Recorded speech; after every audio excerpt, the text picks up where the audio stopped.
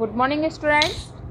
Today we will read chapter 6 and chapter name is Thumbelina.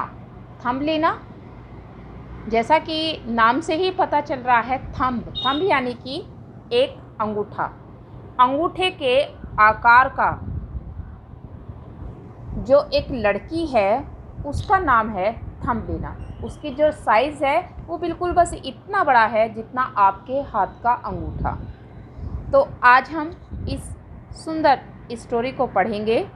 The present story is of a king. ये present जो story आपके सामने जो present है story, ये एक किंग के बारे में, एक राजा के बारे में और एक उसकी रानी के बारे में है, हु हैड नो चाइल्ड, जिनके कोई बच्चा नहीं था।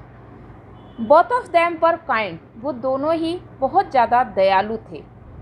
दे got a little girl from a flower, लेकिन once a fairy came in their palace, एक बार एक जो परी थी वो उनके महल में आई, and she gave a boon to both of them, और उसने उन दोनों को एक वरदान दिया। उन दोनों को किसको?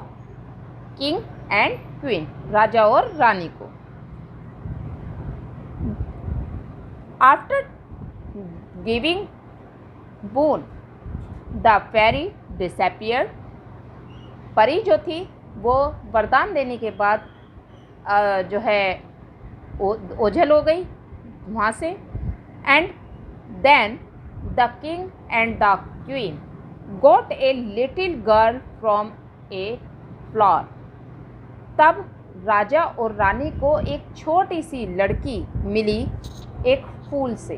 अब फूल से लड़की कैसे मिली, ऐसा फेरी ने क्या वरदान दिया था, क्या दिया था, इसके बारे में हम इस पूरे चैप्टर में पढ़ेंगे। आई थिंक मैंने आपको जो है थोड़ा सा जिज्ञासु बना दिया है, ताकि अब आप इस कहानी के बारे में जानें कि थंबलीना कैसे बॉर्न हुई। थाउजेंड ऑफ ईयर्स अगो, बहुत सालों पहले की बात है, there lived a king and a queen, एक राजा और एक रानी रहती थी। They both were kind hearted, दोनों ही दयालु थे। Their kingdom was full of fruit bearing trees, उनके राज्य में सभी जो पेड़ थे वो बियरिंग का मतलब होता है लदे होना, या फलों से, वहाँ के जो पेड़ थे, वृक्ष थे, वो सभी फलों से लदे हुए थे, यानी कि पेड़ फलों से भरे हुए थे। And good crops and cattle, वहाँ फसल भी अच्छी होती थी और मवेशी भी अच्छे तंदुरुस्त होते थे। बट दे वर सैड, लेकिन वे दुखी थे। वे दोनों कौन? राजा और रानी। As they had no child, क्योंकि उनके कोई बच्चा नहीं था। ये चैप्टर काफ़ी लेंथी है, मैं इसे बीच बीच में से आपको पढ़ाऊंगी और बीच बीच में आपको इसकी स्टोरी बताऊंगी। तो join with me. Once a fairy came to their palace, एक रानी परी उनके महल में आई, and she gave the queen a seed to plant in her garden, और उसने रानी को एक बीज दिया प्लांट लगाने के लिए गार्डन। रानी ने उस बीज को अपने गार्डन में बो दिया, और एक दिन वह बीज जो था एक प्लांट के रूप में बड़ा हो गया। कुछ सप्ताह के बाद रानी ने देखा कि प्लांट जो है उसमें एक छोटा सा फूल है, सुंदर सा फूल है।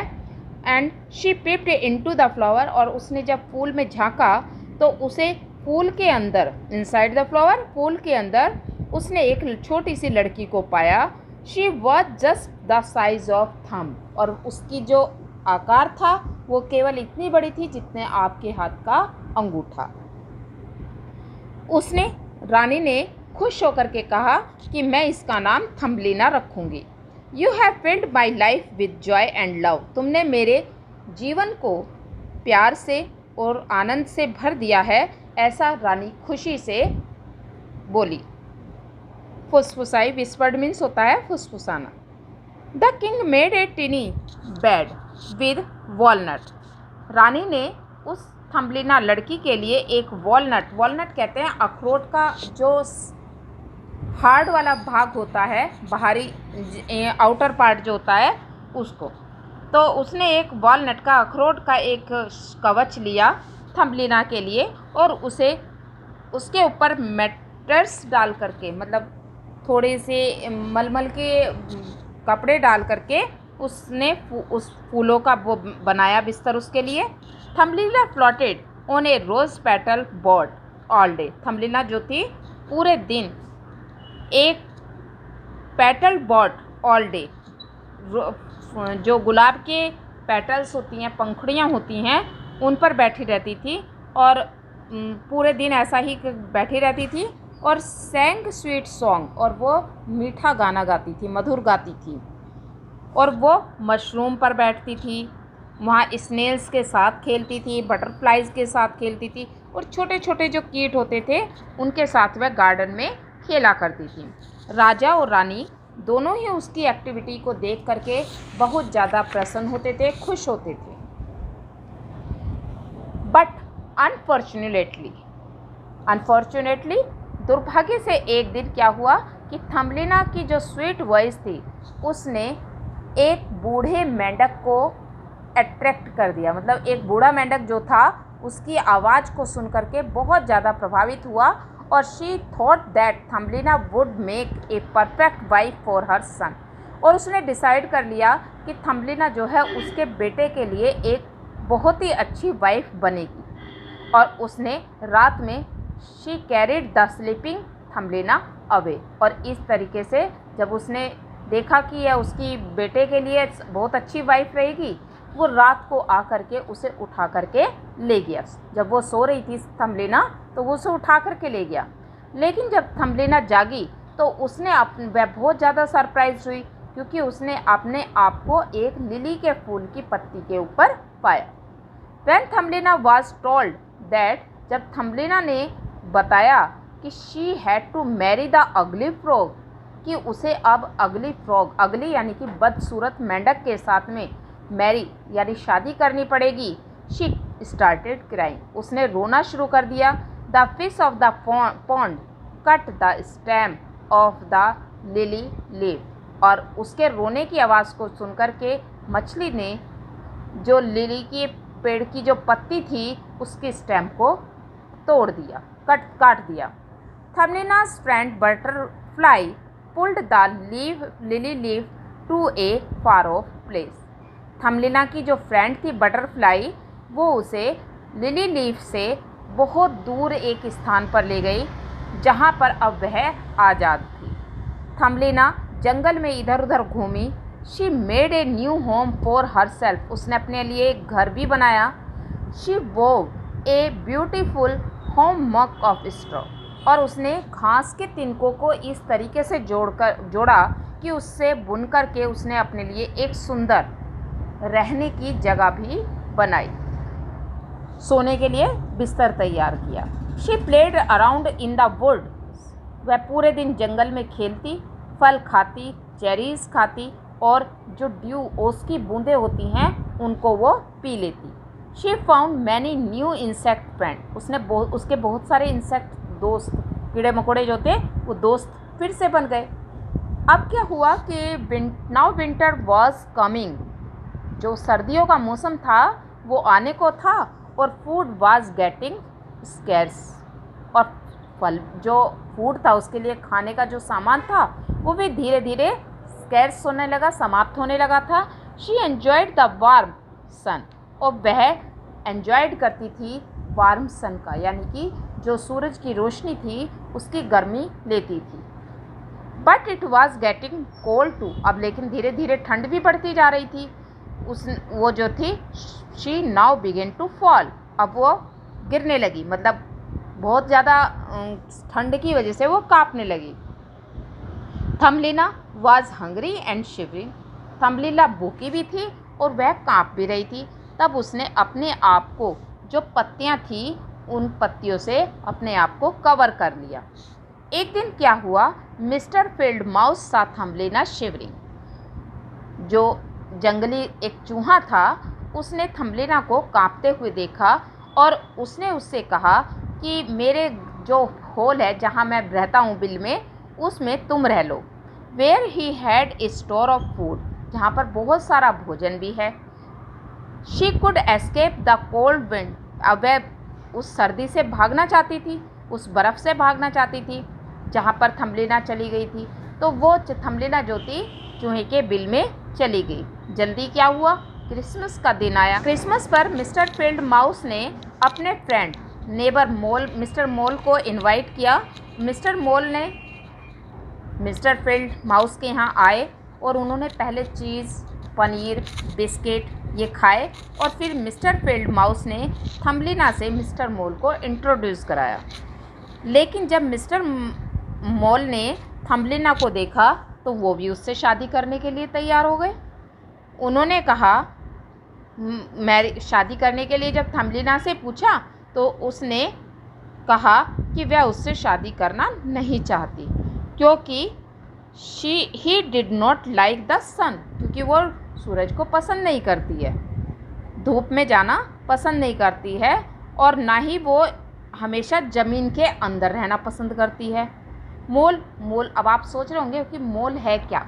मोल एक घेंगा होता है जो सिप्पियों में रहता है, या तो बाहर रेत पर पड़ा रहता है और या फिर सिप्पियों में ज़मीन के अंदर भी रहता है।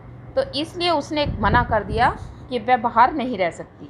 But as Thumbelina had no place to go she agreed, लेकिन अब थम्बलिना के पास कोई स्थान भी नहीं था जहाँ वो रह सके, तो उसने उसके लिए हाँ कर दिया, यानी वो सेटिस्फाई हो गई, एग्री हो गई उस काम के लिए।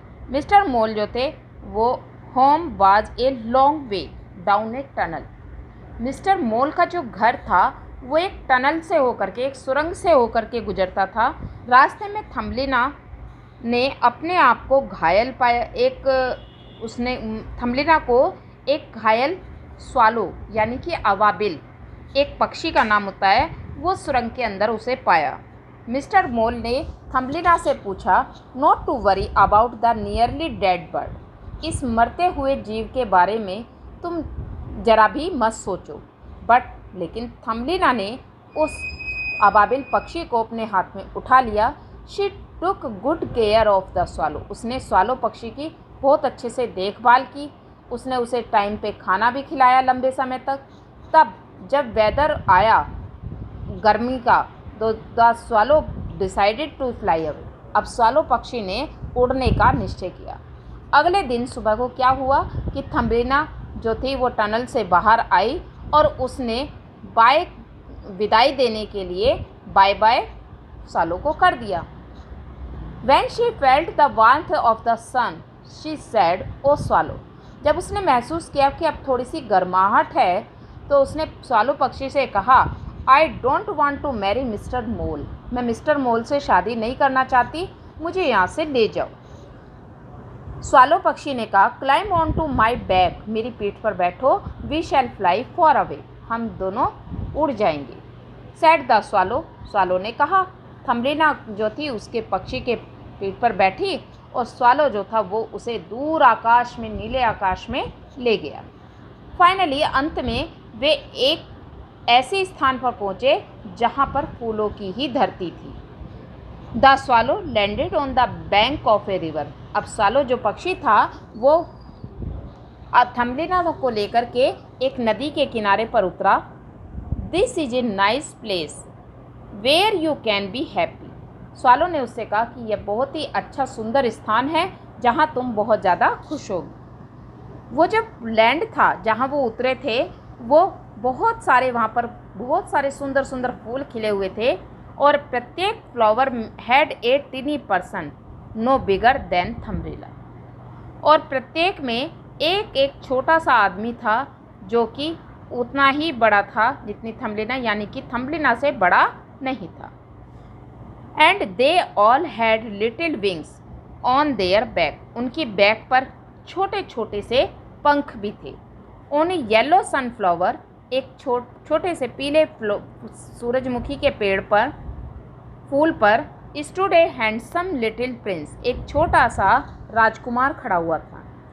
वह थम्बलिना के सामने आया और उसने फ्लोरलैंड में फ्लावरलैंड में थम्बलिना का स्वागत किया। तब they fell in love immediately, will you be the queen of Flowerland. तब उसने उसे पूछा, दोनों ने एक दूसरे को इसको देख कर के अत्यधिक खुश हुए और उन्होंने उससे पूछा कि क्या तुम फ्लावरलैंड की रानी बनोगी। राजकुमार ने थम्बलिना से पूछा। थम्बलिना जो थी खुशी से तैयार हो गई। दोनों ने आपस में शादी की। All the tiny persons gather together to wish them. सभी छोटे छोटे जो आदमी लोग थे वहाँ पर वो सब इकट्ठा हुए और उन्होंने उनको विशिंग दी, वेल विशेस दी और उन्होंने थम्बलिना को गिफ्ट भी दिए, so that she could fly floor to floor. Gift में उन्होंने क्या दिया, उन्हें थम्बलिना को उन्होंने विंग्स यानी पंख दिए ताकि वो थम्बलिना एक फूल से दूसरे फूल पर उड़ सके। तो आपको ये स्टोरी बहुत ज़्यादा पसंद आई होगी। Thank you, have a good day, read it.